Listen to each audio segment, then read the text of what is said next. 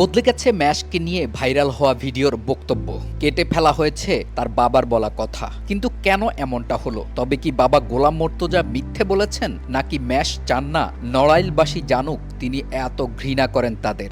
যে নড়াইল আজ বাংলাদেশের প্রতিটি মানুষের মুখে মুখে, সেই নড়াইলকে কেউ ঘৃণা করুক এই চিত্র তিনি দেখতে চান না বলেই কি এমনটা করেছেন?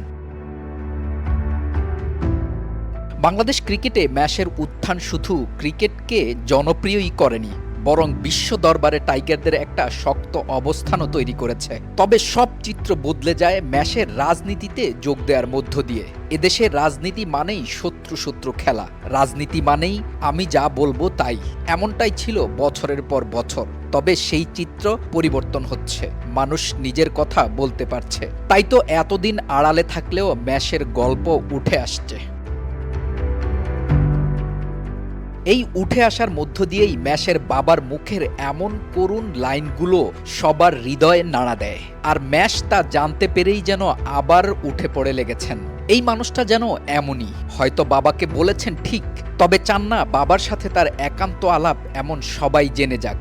তাই নীরবেই আবার বদলে ফেলতে বলেছেন বাবার কথাগুলো। মাশরাফি আর আগের মতো নেই, খায় ঘুমায় আর নীরবে কাটিয়ে দেন সময়। তবে কে ভেবেছিল এমন দিন দেখতে হবে ম্যাশকে? না, হয়তো কেউ স্বপ্নেও তা ভাবেনি। জীবন যেন এমনই এক বহমান নদী, কখন যে রোদ আর কখন যে বৃষ্টির দেখা মিলবে কেউ জানে না। তাই যারা আজ ম্যাশের দুঃসময়ে তাকে আঘাত করছে তাদেরও প্রস্তুত থাকতে হবে।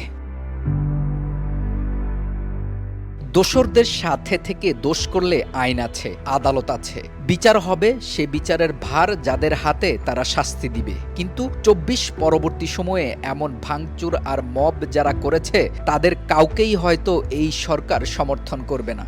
বিশেষ করে মব করে মানুষের জীবন নাশ করা কোনোভাবেই বরদাস্ত করবে না প্রধানমন্ত্রী তারেক রহমান।